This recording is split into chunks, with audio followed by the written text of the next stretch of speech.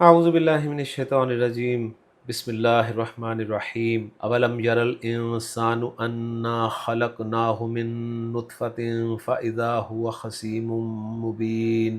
صدق اللہ العظیم۔ رب اشرح لی صدری ویسر لی امری واحلل عقدۃ من لسانی یفقہوا قولی، ربی یسر ولا تعسر وتمم الخیر، آمین یا رب العالمین۔ سورہ یاسین کی آیت نمبر 77 آج کے لیکچر میں ہم انشاءاللہ تعالیٰ گرامیٹیکلی انالائز کرنے کی کوشش کر رہے ہیں۔ آیت میں ایک فا نظر آ رہا ہے ہمیں، لہٰذا اس آیت کے ہم دو حصے بنا دیتے ہیں۔ پہلا حصہ ہے اولم یر الانسان انا خلقناہ من نطفہ، اور دوسرا ہے فاذا ہوا خصیم مبین۔ اب جو پہلا حصہ ہے اس کے الفاظ پہ بات کرتے ہیں۔ حمزہ استفہام کے لیے ہے، واو عاطفہ ہے یا استنافیہ ہے، لم حرف جزم و نفی و قلب ہے، مضارع سے پہلے آتا ہے۔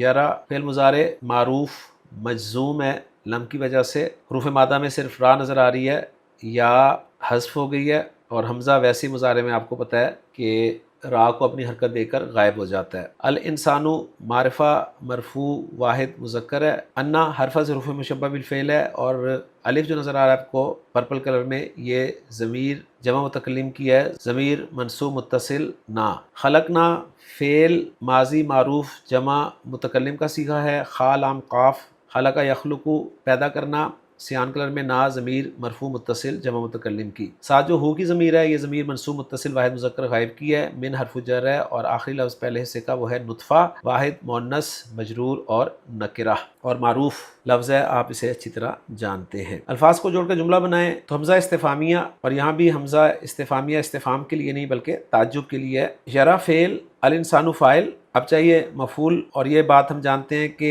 رعا یرا جو ہے یہ دو مفعول ڈیمانڈ کرتا ہے، لہٰذا آگے مصدر معول آ رہا ہے انا خلقناہ من نطفہ۔ اب مصدر معول کو ہم قائم مقام دو مفعولوں کے قرار دے دیں گے محلا منصوب، تو انا حرف حروف مشبہ بالفعل، نا اس کا اسم ہو گیا، اور خبر کی جگہ پر جملہ فعلیہ آ رہا ہے خلقناہ من نطفہ، اور یہ جملہ فعلیہ فعل فاعل مفعول اور من نطفہ مرکب جاری متعلق، فعل اپنے فاعل مفعول بھی اور متعلق سے مل کر جملہ فعلیہ ہو کر محلاً مرفوع خبر بن رہا ہے انا کی، اور انا اپنے اسم اور خبر سے مل کر مصدر کی تعویل میں ہو کر مفرد کی تعویل میں ہو کر محلاً منصوب قائم مقام دو مفعولوں کے ہے، یرا فعل کے لیے، اور یرا فعل اپنے فاعل اور اپنے دونوں مفعولوں سے مل کر جملہ فعلیہ بن رہا ہے۔ دوسرا حصہ جو ہے وہ ہے فاذا ہوا خصیم مبین، فا عاطفہ ہے، اذا فجائیہ ہے، اسی لیے آپ کو سرخ رنگ میں دکھایا گیا ہے، ہوا ضمیر مرفوع منفصل واحد مذکر غائب کی ضمیر ہے، خصیم صیغہ صفت مشبہ کا صیغہ ہے، خصیم واحد ہے مذکر ہے مرفوع ہے، اور نکرہ ہے جھگڑالو اس کے معنی ہوتے ہیں، اور مبین لفظ پہ بہت دفعہ ہم پہلے بھی بات کر چکے ہیں۔ الفاظ کو جوڑ کر جملہ بنائیں تو ہوا مبتدا، خصیم مبین موصوف صفت ہو کے خبر، مبتدا اپنی خبر سے مل کر جملہ اسمیہ۔